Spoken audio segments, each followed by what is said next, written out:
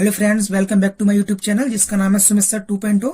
और आज मैं आपके लिए लेके आया हूं, जैसे कि मैंने बताया था कि ये परीक्षा 18 तारीख को है और आज डेट है 15, 16 ही मान लो, अभी रात है, 16 हो जाएगी। तो मैं आपके लिए लेके आया हूं एक परीक्षा से पहले बहुत ही बेहतरीन, आपके लिए परीक्षा में बहुत ही कारगर साबित होने वाला 100 प्रश्नों का एक पूरा प्रैक्टिस सेट, जो कि आपके दो भागों में होगा। प्रदेश पेपर 01, जो कि मैंने पहले ही अपलोड कर दिया है, आप चाहो तो वो देख लेना। और ये वाला है प्रदेश पेपर 02, तो ये आपके दो भागों में होगा। पहला तो आपका पार्ट 1 है ये, जिसमें आपके 50 प्रश्न होंगे, लेकिन होंगे आपके सारे मिक्स, और बचे हुए 50 प्रश्न आपके वो होंगे पार्ट 2 में। वो भी आपका कल मैं अपलोड कर दूंगा जल्दी। मैं थोड़ा कहीं बाहर गया था इसलिए नहीं अभी हो पाया, लेकिन मैं अब जल्दी कर दूंगा। तो और जैसे कि मैं आपके लिए वो इतनी मेहनत कर रहा हूं, तो गाइस मैं आपको बोल दे रहा हूं, सिर्फ 1 सेकंड लगता है लाइक करने में, तो आप वीडियो को लाइक कर दीजिए। लाइक तो कम से कम कर ही सकते हो, तो वीडियो को लाइक कर दिया करो। और जो भी मेरे चैनल पे नए नए लोग जो वीडियो व्यूज करते हैं, वीडियो को देखते हैं, वो लोग प्लीज करके सब्सक्राइब भी कर दिया करें और बेल आइकन दबा दिया करें, सपोर्ट मिलता है इससे भाई। चलिए तो बढ़ते हैं अपने प्रश्न की तरफ, पहले प्रश्न की तरफ। तो जैसे कि आप देख सकते हैं, मार्कर ले लें।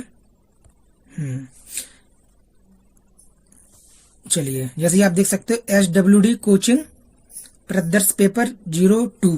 जैसे मैंने आपको बताया कि आपका ये दूसरा मेरे उस पे 2 मॉडल पेपर डले हैं, जिसमें से कि एक तो मैं डाल चुका हूं और दूसरा ये है। अब दोनों के दोनों आपको वीडियो अच्छी तरीके से देखने हैं। तो आप देख सकते हो SWD कोचिंग 2023 प्रदर्श पेपर 02, यानी दूसरा है, और ये पार्ट 1 है। ये पार्ट 1 है। तो चलिए बढ़ते हैं अपने पहले प्रश्न की तरफ। प्रश्न है, 2 फरवरी 2019 को शनिवार था, यानी कि कोई साल होगी, कौन सी है वो पता नहीं है, होगी कोई सी, क्या मतलब है। 2 फरवरी 2019 को शनिवार था, तो 4 अक्टूबर 2019 को कौन सा दिन होगा। यानी किसी साल की बात हो रही है, जिसमें बोल रहा है कि 2 फरवरी 2019 को, साल दे तो रखी है, 2 फरवरी 2019 को आपके शनिवार था, तो 4 अक्टूबर 2019 को कौन सा दिन होगा। तो हम गाइस इसमें आसानी से निकाल सकते हैं, कोई दिक्कत वाली बात नहीं है इसमें। चलिए, तो 2 फरवरी हमको पता है कि बात हो रही है 2019 की, और 2019 एक लीप ईयर नहीं होती है, लीप ईयर नहीं होती है। लीप ईयर नहीं होगी तो उसमें कितने उसमें दिन होंगे, उसमें होंगे 28 दिन। 28 दिन है, तो 2 फरवरी की बात इसमें कर रहा है, तो 2 को निकाल के तो 26 दिन हमारे बचेंगे। तो गाइस 26 दिन प्लस, फिर आप आ जाओ फरवरी मार्च में 31 दिन, फिर अप्रैल में 30 दिन, फिर अप्रैल के बाद मई में आपके 31 दिन, मई के बाद जून में आपके 30 दिन, जून के बाद जुलाई में आपके 31 दिन, फिर अगस्त में भी आपके 31 दिन, और अगस्त के बाद सितंबर में आपके 30 दिन, और सितंबर के बाद अक्टूबर में हम पूरे दिन काउंट नहीं करेंगे, क्योंकि वो 4 अक्टूबर तक पूछ रहा है, तो अक्टूबर के 4 दिन। तो गाइस जब हम इन सबको काउंट करते हैं, तो आप इसमें काउंट कर लो, 6, 7, 8, 9, 10 और 4, 14 की आपकी 4, हासिल लगा 1, तो 3, 3, 6 और 3, 9, 9, 3, 12, 12 और 6, 18, 18 और 5, 23 और 1, 24, 244। गाइस टोटल हमारे जो दिन है वो 244 दिन निकल के आ गए हैं। अब 244 दिन निकल के आ गए हैं, तो उसमें हम सबको पता है कि 7 दिन बाद वही दिन आता है, तो हमें किसमें भाग लगाना पड़ेगा, 7 का। 7 का गाइस जब इसमें भाग आप लगाओगे, तो 7 3 21, बचे आपके कितने, 3, 4 वैसे नोट कर लिए, और 7 चौक आपके 28, बचे आपके कितने, 6, यानी 6 दिन आपको इसमें और ऐड करने हैं। तो वो बोल रहा है कि 2 फरवरी 2019 को शनिवार था, शनिवार दे रखा है। तो गाइस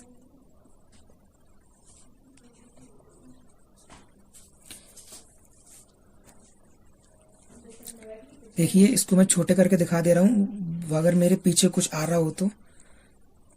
ठीक है गाइस, शनिवार है, तो शनिवार में हमें प्लस 6 दिन और ऐड करने हैं। तो शनिवार के बाद संडे, यानी शनिवार के बाद रविवार, सोमवार, मंगल, बुध, बृहस्पति और शुक्रवार। तो आपके 6 दिन बाद आपके शुक्रवार आता है। तो गाइस कौन सा दिन हो जाएगा, शुक्रवार।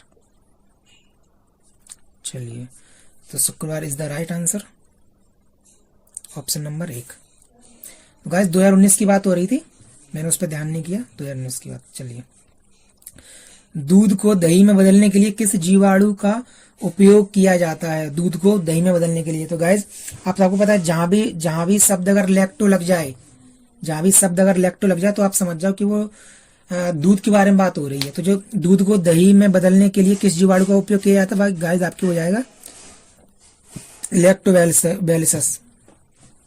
और गाइस जो आपकी जो ये है स्ट्रेप्टोमी, ये वायरस, ये शॉर्ट में नाम है, नाम तो इसका और लॉन्ग होता है, मैंने शॉर्ट में लिखा है।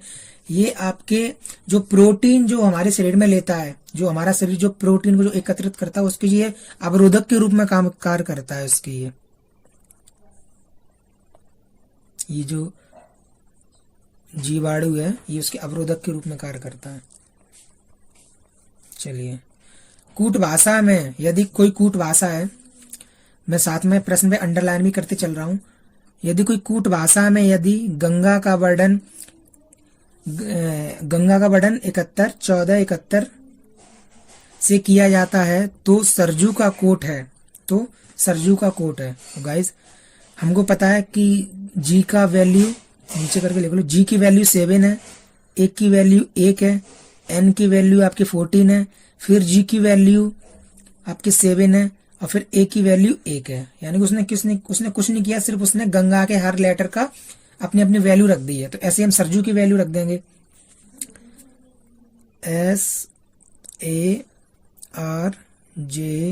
गाइस देखो, एस का हमको पता है, एस का हमारे 19, ए का हमारे फर्स्ट होता है, आर का हमारे 18, जे का 10 और यू का गाइस 21 यानी 21। ये कुछ अब आप इसमें देख लो, 191 181 021 191 181। गाइस देखो, ऑप्शन नंबर आपका पहला एकदम ठीक हो जाएगा। चलिए, बांध में जमा पानी में कौन सी ऊर्जा होती है? गाइस देखिए, विद्युत ऊर्जा तो आप सबको पता है, मुझको भी पता है विद्युत ऊर्जा क्या होती है, पता है हमको। गतिज ऊर्जा क्या होती है? अभी मैंने कोई बॉल फेंकी तो बॉल मैंने हाथ से छोड़ दी, और हाथ से छोड़ने के बाद वो एकदम जमीन पे तो गिरती नहीं है, कुछ दूर तक जाती है ना। तो वो जौन सी ऊर्जा लेके जाती है वहां तक, उसी ऊर्जा को कहते हैं आपकी गतिज ऊर्जा। यानी कि जिस ऊर्जा को लेकर वो गति कर रही है कोई भी वस्तु, उसको बोलते हैं गतिज ऊर्जा। ठीक है गाइस, चलिए अब बात कर लो आपकी रासायनिक ऊर्जा। रासायनिक आपकी ऊर्जा क्या होती है?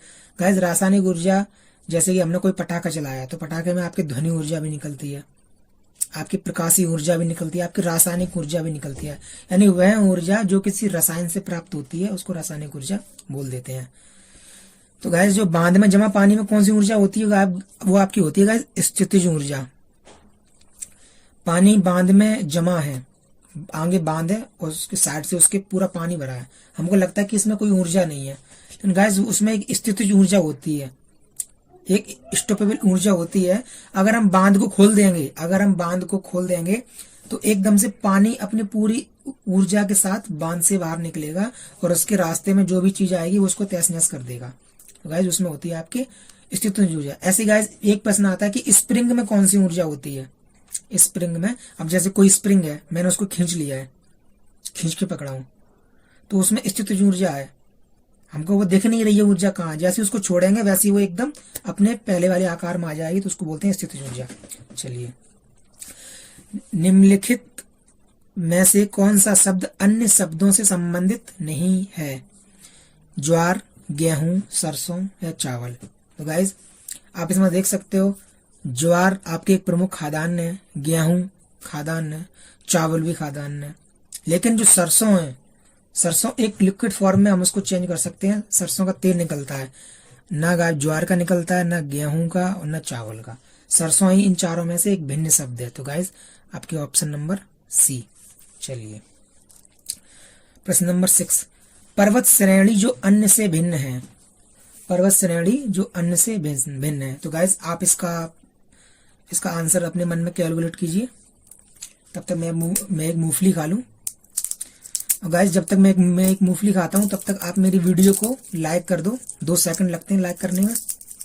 और जो भी मेरी वीडियो को नया कोई आया हो मेरी वीडियो देखने, तो वो वीडियो को सब्सक्राइब भी कर दे चैनल को। चलिए गाइस, विनम्र निवेदन है, लाइक कर देना। पर्वत श्रेणी जो अन्य से भिन्न है, तो गाइस देखिए इसका ऑप्शन है आपके हिमालय। हिमालय कैसे है?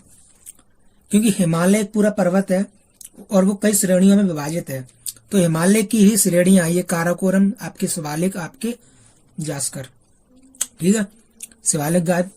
और जो सबसे जो नवीन जो श्रेणी है वो आपके सबसे बाद में बनी और सबसे मुलायम है, वो आपकी शिवालिक है। चलिए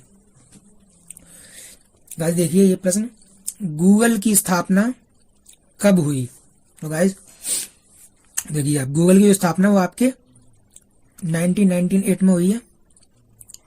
2005 में गाइस आपके यूट्यूब की स्थापना हुई है, जिसपे आप लोग वीडियो देख रहे हो, यूट्यूब। 1975 में गाइस आपके माइक्रोसॉफ्ट की स्थापना होती है।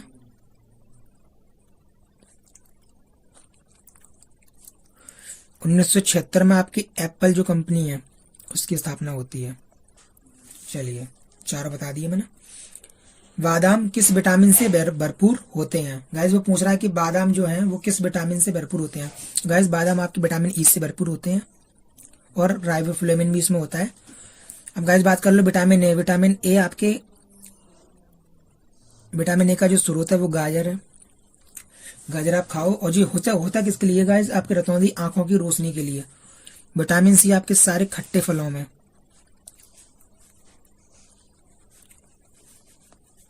मिल जाता है, आप जितने भी खट्टे फल खाओ ज्यादातर में। विटामिन के लिए आप दूध,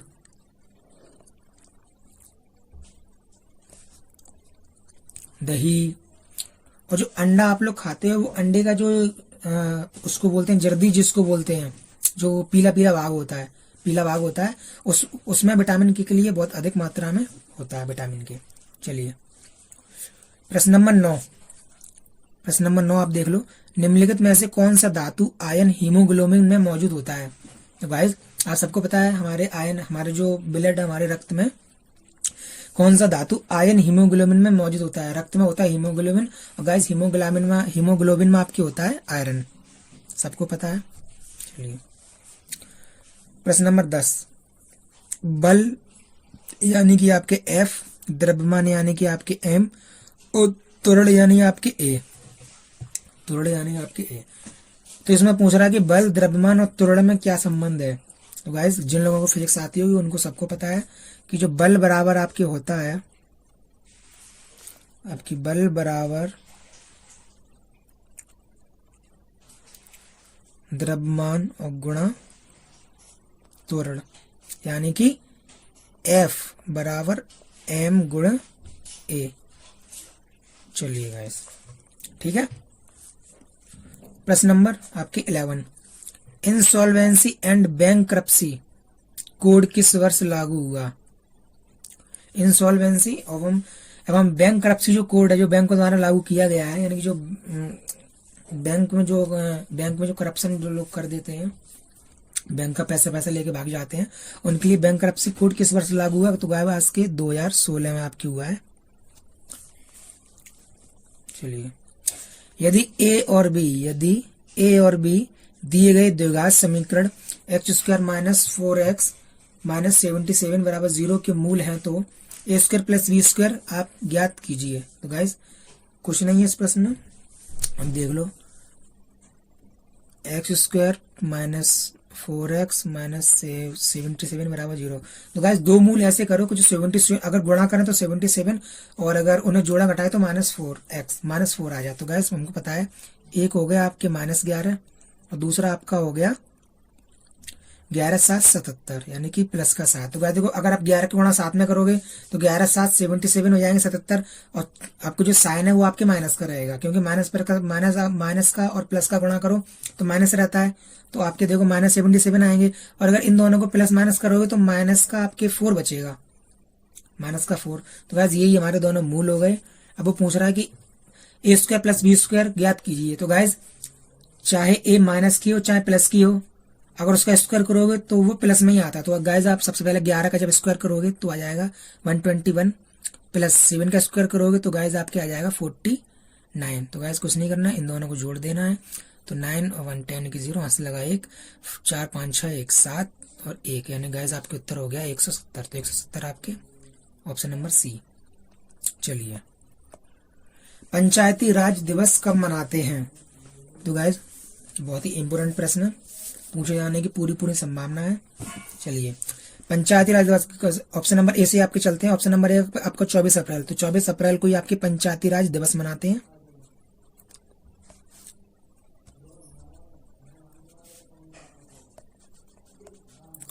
पंचायती राज दिवस 14 अप्रैल को बहुत ही ज्यादा हम लोगों के लिए एक तरीके का त्योहार का दिन है। ये मुझे पता है कि हमारे सारे एससी ओबीसी भाइयों को सबको पता है, फिर भी मैं चाहता हूं कि ये 14 अप्रैल को क्या है, ये बात आप कमेंट बॉक्स में अपने तरीके से लिख के भेजो। जरूर करना ऐसी बात, मतलब जरूर आप ये लिख के भेजोगे। अगर आपने लिख के नहीं भेजी तो सोच लो फिर। गाइस अब बात कर लो 2 फरवरी को। आपके 2 फरवरी को विश्व आर्द्र भूमि दिवस।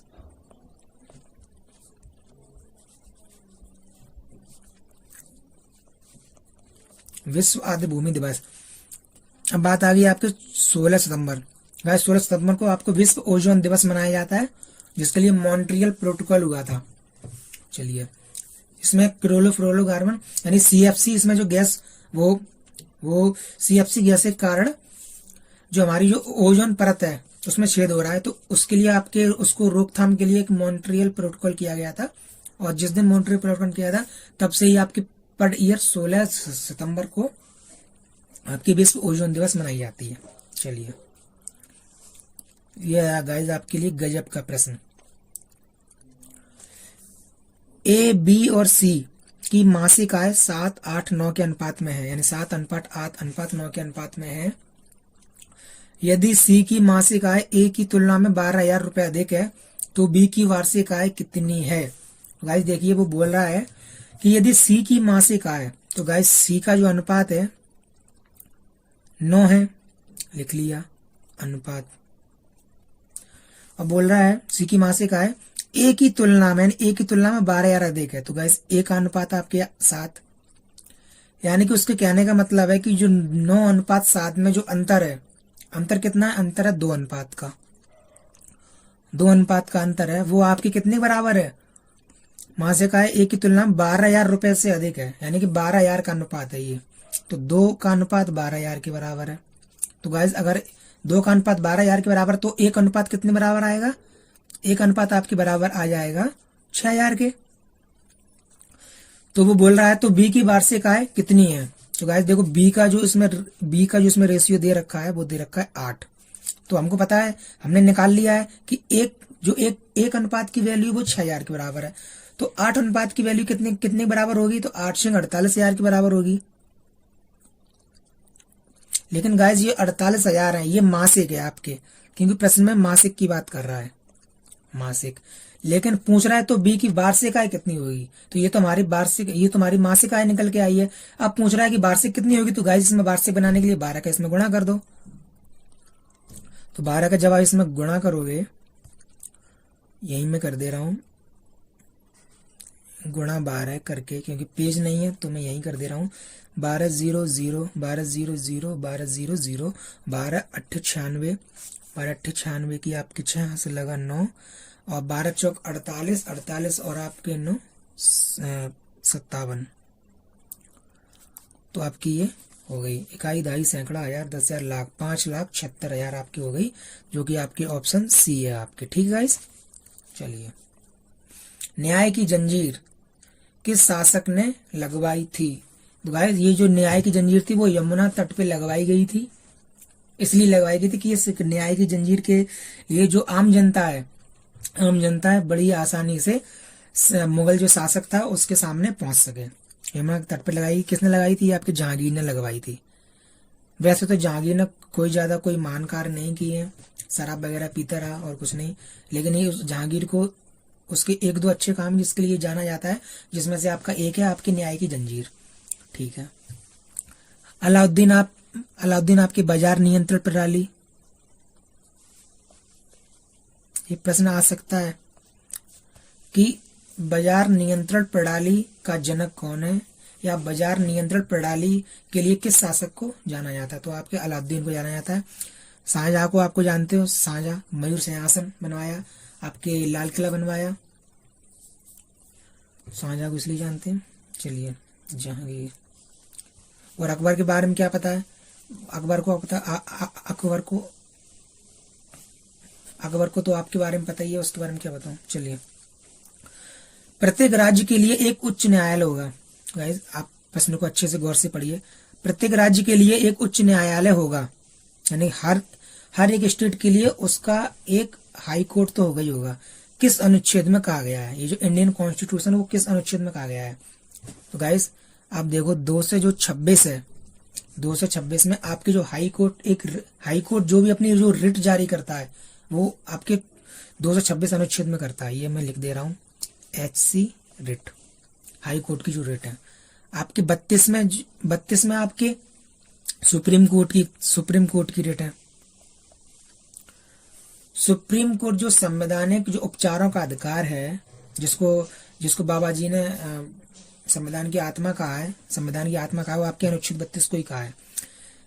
फिर गाइज अब आप क्या है 214, तो गाइज आपके 214 आपका सही आंसर है। प्रत्येक राज्य के लिए एक उच्च एक हाई कोर्ट होगा, वो आपके अनुच्छेद 214 में आपके कहा गया है। अब आ जाओ अनुच्छेद 123। अनुच्छेद 123 में जो राष्ट्रपति अपना अध्यादेश जारी करता है, यानी कि प्रेसिडेंट जो है अपना अध्यादेश जारी करता है। और यही अगर पूछ लिया जाए कि आपके जो जैसे केंद्र में तो राष्ट्रपति या प्रेसिडेंट है, और आपके जो गवर्नर होता है स्टेट में, वो किस आर्टिकल में अपना जो अध्यादेश जारी करता है, वो आपका 213 में करता है, यानी कि ये करता है 123, वो करता है 213। चलिए प्रश्न नंबर 17, भगोड़ा आर्थिक अपराधी विधेयक, यानी कि भगोड़ा आर्थिक अपराधी विधेयक 2017 किस मंत्रालय द्वारा पारित किया गया था, तो गाइस वो आपके किया गया वित्त मंत्रालय। इसमें कुछ ज्यादा समझाने की बात नहीं है, भगोड़ा है, रुपए लेके भाग गए हैं, और रुपए का मतलब वित्त मंत्रालय, यानी कि सारा कुछ वित्त मंत्रालय के द्वारा ये भगोड़ा आर्थिक आपराधिक विधेयक 2017 लागू किया गया। चलिए गाइस ये प्रश्न आपके लिए बहुत इंपोर्टेंट प्रश्न है, अच्छे से देखिए। परमाणु बम के आविष्कारक कौन थे, परमाणु जो बम है उसके आविष्कारक आपके कौन थे, तो गाइस जूलियट रॉबर्ट ओपेनहाइमर। आपने ये आगे का नाम भले ना सुना हो, लेकिन आपने ये जो पीछे का नाम है ओपेनहाइमर, ये आपने सुना होगा। तो आपके ये यूएसए में इन्होंने किया था, तो जूलियट रॉबर्ट ओपेनहाइमर आपके इसके एकदम सही आंसर है, परमाणु बम के आविष्कारक हैं। लेकिन गाइस अगर आप बात करो कि ये तो मतलब विश्व लेवल पे है, हमारे भारत के हमारे जो परमाणु बम जो हमारे भारत में जो परमाणु संयंत्र के बारे में जो एक तरीके से जनक मान लो, वो कैसे कहा जाता है, तो वो गाइस आपके डॉक्टर होमी जहांगीर बाबा को आपके कहा जाता है। अब आप फिर देखो ऑप्शन नंबर सी आपके विक्रम साराभाई, इनको हम क्या बोलते हैं,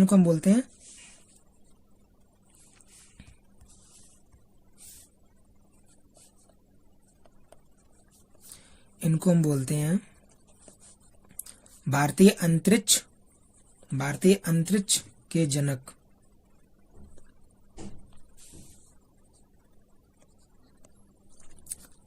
भारतीय अंतरिक्ष के जनक का मतलब है कि भारत में अंतरिक्ष से संबंधित जितने भी संगठन मतलब शुरुआती जितने भी कार्य थे, वो सब विक्रम साराभाई जी ने किए थे।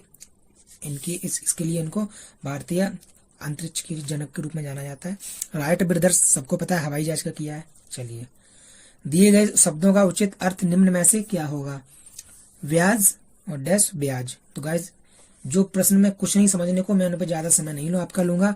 तो गाइज आप देखिए ब्याज का मतलब होता है सूद और ब्याज का होता है बहाना। तो गाइज आपके ऑप्शन नंबर डी आपकी एकदम ठीक है। दिए गए विकल्पों में से शुद्ध वर्तनी छांटिए, तो जानवी, क्या जानवी या जानवी। तो गाइज ये भी आपको सबको पता होगा, ये जो तीनों के तीनों ये आपके एकदम इनकरेक्ट है। आपके जानवी ये आपके एकदम सही तरीका है जानवी लिखने का। चलिए हाँ देखिए प्रश्न नंबर 21 V बराबर 15 वोल्ट, I बराबर 5 एम्पियर और R यानी कि आपको प्रतिरोध आपसे पूछ रहा है कितने ओम है। प्रतिरोध को हम लोग लिखते हैं ओम से गाइस। अब देख लो, आपने फॉर्मूला पढ़ा होगा V बराबर आई आर, मुझे तो याद है V बराबर आई आर। V आपको दे रखा है 15 वोल्ट बराबर I हमें दे रखा है 5 एम्पियर और गुणित R हमको निकालना है। तो इसको पक्षांतर कर लो, 15/5 बराबर R, 5 से काट दो 3 बार, तो गाइस ये आपके R निकल के आ गया, R बराबर 3 ओम। ये मैंने बनाया ऐसे करके, इसको ओम करके लिखते हैं, R बराबर 3 ओम। चलिए प्रश्न नंबर 22, अल बरूनी किसके साथ भारत आया था? तो गाइस अल बरूनी हम सबको पता है मोहम्मद गजनवी के साथ आया था, मोहम्मद गजनवी के साथ। गाइस अब आप देखो, सबसे पहले इसमें हमारे भारत में आए आपके सिकंदर, भारत पे आक्रमण, सिकंदर ने भारत पर आक्रमण किया। उसके बाद आपके मोहम्मद बिन कासिम ने 712 में। उसके बाद आपके महमूद गजनवी जी ने जो सोमनाथ पर आक्रमण किए 1001 से 1027 तक जो आक्रमण किए हैं वो आए। उसके बाद आपके मोहम्मद गौरी की मृत्यु 1205 में हुई थी और 1206 में उनके ही गुलाम कुतुबुद्दीन ऐबक ने दिल्ली सल्तनत में आपके गुलाम वंश की स्थापना की थी। इतना आपको पता होना चाहिए। चलिए प्रश्न नंबर 23, सविनय अवज्ञा आंदोलन की बात हो रही है, कब से कब तक चला? तो गाइज क्या ये 12 मार्च 1931 से 6 अप्रैल तक चला, 1931 तक? क्या आपके 6 मार्च 1930 से 12 मार्च 1930 तक चला? क्या ये आपके 8 अगस्त 1942 से प्रारंभ हुआ? क्या 12 मार्च 1930 से 6 अप्रैल 1930 तक चला? तो ये जिसने अभी पढ़ा होगा ये आधुनिक इतिहास का प्रश्न है, तो ये आपके ऑप्शन नंबर डी आपके ठीक हो जाएगा। 12 मार्च 1930 से 6 अप्रैल आपके 1930 तक चला। 241 मील की आपकी इसकी यात्रा थी और गांधी जी प्लस 78 उनके अनुयायियों ने इसमें भाग लिया था। चलिए प्रश्न नंबर 24, 92वां संविधान संशोधन संबंधित है। देखो गाइस, जैसा ये 18 दिसंबर को आप पेपर देख लेना, जैसे मैंने जिस लेवल के प्रश्न बनाए हैं हूबहू वैसे ही लेवल के प्रश्न आएंगे, हूबहू। मैं गारंटी ले सकता हूँ इस बात की, क्योंकि ये मैंने प्रीवियस ईयर का पेपर देखकर ही मैंने ये क्वेश्चन सेट किए हैं। अभी सोचो मैंने इधर उधर से उठा के रख दिए, ऐसे वैसे नहीं रख दिए मैंने। तो चलिए 92वां संविधान संशोधन की बात हो रही है, किससे संबंधित है? तो गाइज आपका ऑप्शन नंबर आप देख लो, गुड्स एवं सर्विस टैक्स को, आपके गुड्स जीएसटी जो आपकी है, गुड्स एवं जो सर्विस टैक्स है वो आपके 101 संविधान संशोधन है। भाषाओं से संबंधित ये 92वां जो संविधान संशोधन है वो आपके भाषाओं से संबंधित है, भाषाओं से संबंधित। आपकी आरक्षण से संबंधित वैसे तो बहुत अनुच्छेद है, लेकिन हाल फिलहाल में आप 103 लिख लो, 104 भी है लेकिन आपके 103 इंपोर्टेंट है। उसके बाद आप देखो आरक्षण किसी राज्य से संबंधित आपके 371 में स्पेशल राज्य के जो दर्जा है वो मैंने लिख दिया है। अब बात कर लेते हैं जो 92वां संविधान संशोधन है क्या। गाइस 92वां संविधान संशोधन आपके 2000 आपके 3 में होता है, 2002-2003 में आपके होता है। और 92वें संविधान संशोधन में कहा गया है कि जो 8वीं जो अनुसूची है उसमें आपकी 4 भाषाओं को ऐड किया गया है, जिसकी शॉर्ट टेक्स्ट आपकी है बोडमास, यानी कि बी फॉर आपके बोडो, डोंगरी, मैथिली और संताली। आप इसको शॉर्ट फॉर्म में BDMS करके याद लिख लो, बोडो, डोंगरी और मैथिली और संताली। इन 4 भाषाओं को आपके जो अनुसूची जो 8 है जिसमें सभी भाषाओं को रखा गया उसमें आपको शामिल किया गया था इसमें 92 में संविधान संशोधन। ठीक है, चलिए प्रश्न नंबर 25, जहां किसी वस्तु का इतना बढ़ा चढ़ाकर वर्णन कर दिया जाए कि सामान्य लोक सीमा का उल्लंघन हो जाए, वहां अलंकार कौन सा होता है? यानी कि हम किसी के बारे में हम उसकी तारीफ कर रहे हैं तो इतनी तारीफ कर दे रहे हैं कि कोई सीमा ही नहीं है, तो वहां जो अलंकार होता है कौन सा अलंकार होता है? तो गाइस आपके वहां आपके होता है अतिशयोक्ति आपके अलंकार। इसका एक उदाहरण भी आपके सामने लेके आया हूं मैं कि हनुमान की पूंछ में लग ना पाई आग, यानी हनुमान की पूंछ में आग भी नहीं लग पाई अभी तक, और लंका सगरी जल गई, गए निशाचर भाग। यानी कि जितनी पूरी लंका जल गई, यानी इतनी हनुमान का इतना बड़ा चढ़ाकर ये जो उदाहरण है उसमें वो कर दिया गया है बखान कि कुछ पूछो ही मत। चलिए प्रश्न नंबर 26, उत्तर प्रदेश सरकार ने नई सौर ऊर्जा नीति, ये बहुत इंपोर्टेंट प्रश्न है क्योंकि मैंने आपको बताया कि यहाँ पे आपको 7 से 8 प्रश्न आपको यूपी के ही मिल जाएंगे। तो उत्तर प्रदेश सरकार ने नई सौर ऊर्जा नीति को मंजूरी प्रदान की है। अगले 5 वर्षों में कितना लक्ष्य रखा गया है? तो गाइस आपके 22,000 मेगावाट आपके लक्ष्य रखा गया है, 22,000 मेगावाट। चलिए मध्यकालीन भारत की मेडिवल हिस्ट्री की बात हो रही है। सरंजामी प्रणाली आपकी क्या थी? सरंजामी प्रणाली क्या थी? तो गाइस क्या पंजाब में सांप्रदायिक जो संप्रदाय था क्या उसको सरंजामी प्रणाली कहते थे? क्या आपके मराठों के अधीन भूमि अनुदान जो प्रणाली थी, सिस्टम था, उसको बोलते थे? या जो टीपू सुल्तान की सैन्य रणनीति थी उसको बोलते थे? या जो मुगलों के अधीन जो राजस्व प्रशासन था क्या उसको बोलते थे? तो गाइस सरंजामी जो प्रणाली थी वो मराठों द्वारा प्रचलित थी। आपके ऑप्शन नंबर बी एकदम ठीक हो जाएगा। और ये सरंजामी प्रणाली थी क्या? सरंजामी प्रणाली गाइस ये थी कि कोई सैनिक है, कोई सरदार है, उसको उसकी सेवा के बदले कुछ भूमि का जो अनुदान दिया जाता था, यानी कि उसको सैलरी ना दे के कैश ना देकर उसको कैश के बदले में, जैसे मान लो उसकी साल भर की तनख्वाह हो गई तो मराठे क्या करते थे, मराठे उसको कोई खेती उसको भूमि अनुदान कर देते थे। तो उसी जो भूमि अनुदान करते थे तो उस प्रणाली को, सिस्टम को सरंजामी प्रणाली बोलते थे। चलिए ब्रेल दिवस मनाया जाता है, कब मनाया जाता है? तो गाइस आपके ब्रेल दिवस आपके 4 जनवरी को मनाया जाता है। जो फ्रांस के जो लुई ब्रेल थे, उन्होंने जो यानी कि दृष्टिबाधित जो बच्चे हैं, जो दृष्टिबाधित जो लोग हैं, उनको पढ़ने के लिए एक खास तरीके की लिपि जिसमें से उभरे अक्षर होते हैं, जिनको उंगली से ऐसे देख के उंगली उन पे फिरा के पढ़ा जाता है। तो उसके आपके जो जनक हैं, जो ब्रेल दिवस जो मनाया जाता है, उन्हीं के बर्थडे की याद में मनाया जाता है। फ्रांस के थे लुई ब्रेल, 4 जनवरी को। 9 जनवरी को आपके वो अंतर्राष्ट्रीय प्रवासी जो दिवस होता है, भारतीय प्रवासी दिवस, वो आपके मनाया जाता है। महात्मा गांधी जी अफ्रीका से लौट के आए थे, अंतर्राष्ट्रीय प्रवासी दिवस। 22 अप्रैल को आपके विश्व जो पृथ्वी दिवस है वो आपकी मनाई जाती है। 16 सितंबर को मैंने बता ही दिया था, ओजोन दिवस है। चलिए fill in the blank with the correct preposition. ये जो खाली ब्लैंक है गाइस, इसमें आपको भरना है। The ship are grazing, the ship यानी भेड़, आर ग्रेजिंग चर रही है, खाली स्थान है, और लिखा है द फील्ड। अब बोल रहा है कि खाली स्थान में कब आ जाएगा, फ्रॉम या इन या विद या ऑफ। तो गाइस इसमें आपके इन आना चाहिए। जो भेड़ है वो कहाँ चर रही है, खेत या फील्ड माने खेत में चर रही है। ऑफ या विद तो आएगा नहीं, किसके साथ चल रही है, तो आपके यहाँ पे आना चाहिए आपके इन। चलिए गाइस देख लिए, डायरेक्शन आपको दे रखा है, read the passage carefully and answer the corresponding question. जो आपको इसमें क्वेश्चन जो नीचे दिए जा रहे हैं उसके आपको क्या करना है, उस आपको क्वेश्चन का आंसर देना है। तो गाइस इसको मैं छोटा कर लेता हूं, नहीं तो आपको पढ़ने में भी नहीं आएगा। थोड़ा बड़ा कर लेता हूं इसको, इतना। सबसे पहले प्रश्न पे चलते हैं। It was a roll top desk, it was a roll top desk that the author saw it. तो गाइस इसी का आंसर इसी में से मिलेगा। आई स्पॉटेड, थोड़ा बड़ा कर लूं, आई spotted it in a junk shop in Bridport a roll top desk. तो गाइस पहली लाइन में इसका आंसर है।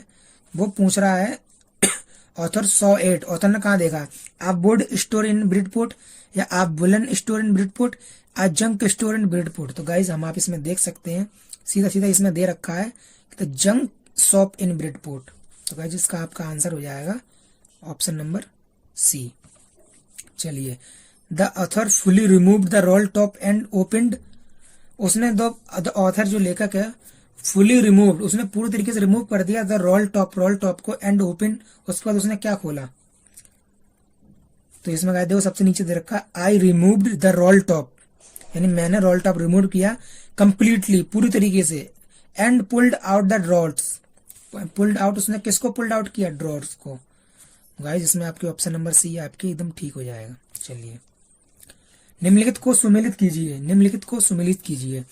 आंगन के पार द्वार आपकी अज्ञे जी की ही है, मुझे पता है। प्रेमचंद जो कलम का सिपाही आपके अमृत राय ने लिखी है, ये मुंशी प्रेमचंद के बारे में इन्होंने लिखा है। मुंशी प्रेमचंद को इन्होंने कलम का सिपाही कहा है। नीरजा, निहार, रश्मि, श्रृंखला की कड़ियां, ये सब आपके महादेवी वर्मा की हैं। तुलसीदास आपकी लिखी है सूर्यकांत त्रिपाठी निराला ने। महादेवी वर्मा के बारे में एक प्रश्न आ जाता है, आप वो वर्ड लिख लीजिए। इनको बोलते हैं आधुनिक युग की मीरा।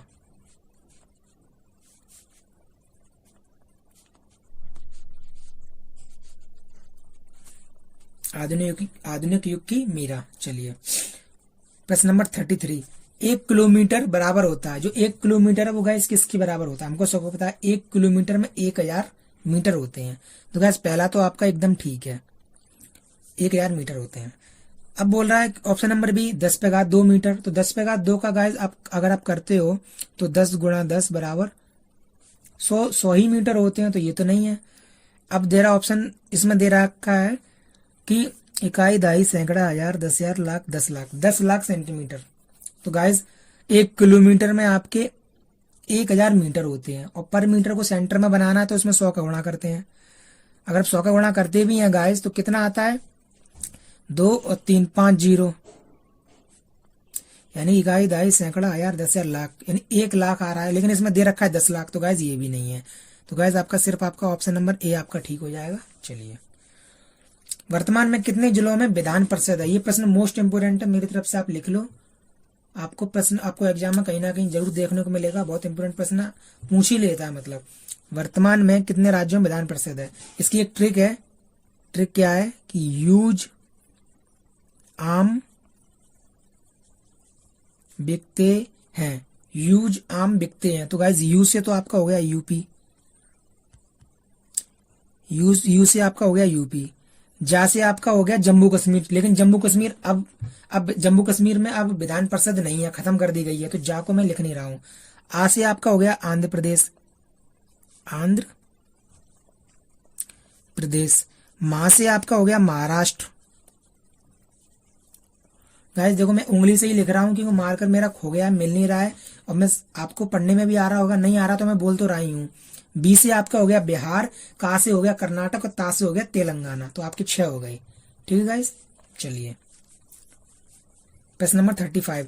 भारत के लिए सबसे बड़ा निर्यात गंतव्य देश कौन है? देखिए गाइस अभी हाल ही में, वैसे भी भारत के लिए यूएसए है, अमेरिका सबसे बड़ा, जो मतलब भारत की सबसे ज्यादा जो एक्सपोर्ट चीजें होती हैं वो यूएसए के लिए होती हैं। लेकिन 2022 में तो कुछ पूछो ही मत, जो हमारा सबसे ज्यादा निर्यात जो गंतव्य देश बना है, एक्सपोर्ट जो कंट्री बनी है वो यूएसए बनी है। तो गाइस इसका सही आंसर हो जाएगा आपके यूएसए। चलिए प्रश्न नंबर आपके 36। उत्तर प्रदेश में सर्वप्रथम किस वन्यजीव विहार की स्थापना की गई थी? उत्तर प्रदेश में सर्वप्रथम किस वन्यजीव विहार की स्थापना की गई थी? तो गाइस वो आपके चंद्रप्रभा वन्यजीव विहार की स्थापना की गई थी आपके चंदौली में 1957। मैं यहाँ लिख दे रहा हूँ आगे की तरफ 1957। कतरनिया घाट आपके बहराइच में इसकी आपकी हुई है 1975, और इसकी 1972 में ओखला गई। ठीक है गाइस। चलिए राणा टिग्रिना किसका वैज्ञानिक नाम है? तो गाइस ये बायोलॉजी जिसने पढ़ी होगी उसको पता होगा कि राणा जो टिग्रिना जो नाम है वो आपके मेढक का नाम है। चलिए एक भारतीय जो हमारा जो भारतीय जो नॉर्मल जो मेढक है, मतलब जो सामान्य प्रजाति हर कहीं आपको मिल जाती है, उसका नाम है राणा टिग्रिना। चलिए प्रश्नवाचक चिन्ह के स्थान पर क्या आएगा? प्रश्नवाचक चिन्ह के स्थान पर क्या आएगा? तो गाइस आप देख सकते हो 85 का 25% बोल रहा है। हमको सबको पता है कि 85 का 25% यानी कि आपका उसका 1/4, वो सॉरी 84 का 25% बोल रहा है आपको, यानी कि 84 का 25%, 1/4। 25% 1/4 होता है ना। तो आपको पता है कि 84 का 1/4 आपका 21 होता है, क्योंकि 21 चौक 84 होते हैं। तो हमने इसमें लिख दिया 21 गुणा। अब बोल रहा है कि 85 का 24%, तो 85 गुणा 24 बट्टे 100। 5 से आप इसको काट दोगे गाइस, 5 से काटोगे तो ये कटेगा आपके 20 बार। 5 से 85 काटोगे तो आपके कटेगा 17 बार, 17 पना 85। तो कुल मिला के आपका आ जाएगा 21 गुणा 17 गुणा, हाँ ये 24 मत लिखो, 24 को भी काट दो। 4 से काटो, 4 छिंग 24, और 4 से काट दो इसको 5 बार, तो गुणा 6, और नीचे आ गया 5। जब इन सबका आप कैलकुलेशन कर लोगे तो आपकी ये ऑप्शन नंबर 4 जो है 428.4 ये आपके आ जाएगा 428.4। कहीं देखिए यहाँ पे जगह नहीं है, मैं गलती से जगह इसमें जब मैं टाइप कर रहा था पीपीटी बना रहा था तो इसमें बोला वो किया नहीं हूँ। आप इसे बहुत नॉर्मल है, मैंने आधे ज़्यादा तो कर ही दिया है। 21 × 17 × 6/5 का जब कैलकुलेशन करोगे तो 428.4 आपका निकल के आएगा। चलिए, भारतीय संविधान में उल्लिखित संसदीय प्रणाली किस देश से ली गई है? तो गारे संसदीय जो प्रणाली है वो आपके ब्रिटेन से ली गई है, क्योंकि हम लोग ब्रिटेन के गुलाम थे, तो हम लोगों ने ब्रिटेन से बहुत सारी चीजें ली हैं। संसदीय प्रणाली भी वहीं से ली है। रूस से हमने लिए हैं जो हमारे भाग 4 के काम है, जो मौलिक कर्तव्य है, भाग 4 का फंडामेंटल ड्यूटीज है, मौलिक कर्तव्य। आयरलैंड से जो हमारे राज्य के जो नीति निर्देशक तत्व हैं, भाग 4, देखिए आयरलैंड से भाग 4 लिया गया है और भाग 4 का आपके ब्रिटेन से वो रूस से लिया गया है। अमेरिका से हमारे भाग 3 लिया गया है, मौलिक अधिकार। चलिए ठीक है। एक गाइस प्रश्न पूछ लिया जाता है कि जो 5 ईयर जो प्लान है वो किस देश से लिया गया है? 5 ईयर प्लान है वो किस देश से लिया गया है? गाइस आपके जो 5 ईयर जो प्लान है वो आपके रूस से लिया गया था। चलिए, जब बेकिंग पाउडर में पानी को डाला जाता है, तो गैस एक बहुत ही नॉर्मल गैस निकलती है सॉलिड सी, जिसको बोलते हैं कार्बन डाइऑक्साइड गैस बोलते हैं। इसी साथ इसमें एक प्रश्न और है कि जो बल्ब में आपकी आर्गन गैस भरी जाती है, मीथेन गैस आपके धान के खेत में मिलती है। एक तरीके से जहरीली गैस, ठंडी गैस होती है आपकी मीथेन गैस, ठीक है। ऑक्सीजन तो पता ही हम लोग लेते हैं। चलिए, कृषि क्षेत्र को देने वाले ऋण के क्षेत्र में और आर्थिक गतिविधियों के साथ ग्रामीण क्षेत्र में किस बैंक को जाना जाता है? ग्रामीण क्षेत्रों से संबंधित बैंक के बारे में बात हो रही है, वो आपकी है नाबार्ड। नाबार्ड की आपकी फुल फॉर्म है एनए, आपकी लिखा है एनए से आपको नेशनल बैंक फॉर एग्रीकल्चर एवं रूरल यानी ग्रामीण डेवलपमेंट। इसकी आपकी स्थापना आपकी होती है 12 जुलाई 1982, ठीक है। सिडबी की आपकी लिख लो 1990, एसबीआई की आप लिख लो 1955। चलिए, किस राज्य सरकार ने गन्ने की उपज बढ़ाने के लिए पंचामृत नामक योजना का शुभारंभ किया है? यानी किस राज्य सरकार ने गन्ने की उपज बढ़ाने के लिए पंचामृत नामक योजना का शुभारंभ किया है? तो गाइज वो आपकी उत्तर प्रदेश ने किया है, कहीं और मत जाओ। और ये जो पंचामृत नाम इसका इसलिए रखा गया है क्योंकि 5 मूल तत्वों को मिलाकर इसकी जो योजना है, पंचामृत जो नामक योजना है, उसमें 5 चीजों में सुधार किया जाएगा। एक तो आपके हो गया ट्रेंच प्रबंध, कचरा मल्चिंग, पेड़ी प्रबंध, ड्रिप सिंचाई और आपके सह फसलन। ये आपके 5 तत्व हैं, 5 चीजों को मिलाकर आपके पंचामृत योजना चलाई गई है। चलिए, बहुत ही बेहतरीन सवाल। यदि आपतन कोण 42 डिग्री तथा अपवर्तन कोण 30 डिग्री हो, पहले आप समझ लो ये होता क्या है। ये आपके ऊपर आपके सघन माध्यम, नीचे आपके विरल माध्यम है, ठीक है। कुछ मान लो आपतन कोण, ये आपकी आई किरण, इसका जो ये आपतन कोण है ये आपके हो गया 42 डिग्री। फिर ये किरण निकलनी चाहिए थी इसको ऐसे, लेकिन ये तिरछी हो गई क्योंकि नीचे माध्यम अलग है, ऊपर सघन माध्यम, नीचे आपके विरल माध्यम है, या आपके ऊपर विरल माध्यम है, नीचे आपके सघन माध्यम है, ठीक है। यानी माध्यम चेंज है, ये एक तरीके से आपके माध्यम चेंज है।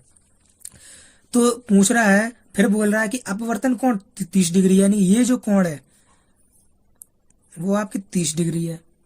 पूछ रहा है कि अपवर्तित किरण कितनी डिग्री विचलित होती है, यानी जो किरण है ये डिस्टेंस आपके पूछ रहा है कि जो विचलित हुई है विचलित, यानी ये ऐसी की जगह जो ये ऐसी गई है, ये कोण कितना है? तो गाइस ये कितना कोण है? 42 था, और जब ये जो आपतन जो कोण है वो आपके 42 और माइनस आप कर दो, यानी अपवर्तन कोण 30, तो बचा आपके 12 डिग्री। तो जो किरण है, जो अपवर्तित जो किरण है, जो ये वाली ये किरण आपकी 12 डिग्री विचलित हुई है, ठीक है। तो आपकी ये ऑप्शन हो जाएगा ऑप्शन नंबर 1, 12 डिग्री। विश्व प्रेस स्वतंत्रता सूचकांक 2022 में भारत का स्थान क्या है? तो गाइस पहले आप देखो ऑप्शन 136, ये तो आपके विश्व खुशहाली रिपोर्ट है जिसमें हम लोग रो रहे हैं, 136 पे हैं। 131, 132 ये आपके HDI ह्यूमन डेवलपमेंट इंडेक्स। 142 आपके 2021 में आपके था विश्व प्रेस स्वतंत्रता सूचकांक, और ये 8 पायदान गिरकर आपके 2022 में आपके 150 पहुंच गया है। और ये क्यों पहुंच गया है? क्योंकि भारतीय रिपोर्टरों की मतलब जो रिपोर्टरों की हत्याएं भी हो रही हैं, रिपोर्टरों पे गलत गलत आरोप लगते हैं, मीडिया जो है हमारी मीडिया ऐसी हो गई है कोई भरोसा भी नहीं करता, इसलिए रैंकिंग विश्व में हमारी इतनी नीचे गिर गई है, कुछ मत पूछो। चलिए, सड़ानन का उचित संधि विच्छेद क्या होगा? तो गाइस देखिए इसका हो जाएगा ऑप्शन नंबर डी, सट धन आनन, टा ठा ड़ा ड़ा ड़ा, टा ठा ड़ा। आपके जो तीसरा जो उसमें जो पूरी जो पांच अक्षर की जो रो होती है उसमें आपके तीसरा अक्षर बन जाता है, तो सड़ानन का हो जाएगा सट प्लस आनन, टाठाणा आपकी ये हो जाएगा एकदम ठीक। व्यंजन आपकी संधि है। चलिए, अर्थशास्त्र के लेखक कौन है? गाइस देखिए मेगास्थनीज आपकी इंडिका लिखा है मेगास्थनीज ने, चाणक्य ने या कौटिल्य ने या विष्णुगुप्त, आप इनके आप 3 नाम है, कई नाम है इनके, उन्होंने आपके अर्थशास्त्र लिखा है। कल्लड़ ने आपकी बहुत ही स्पेशल बुक लिखी है राज तरंगड़ी।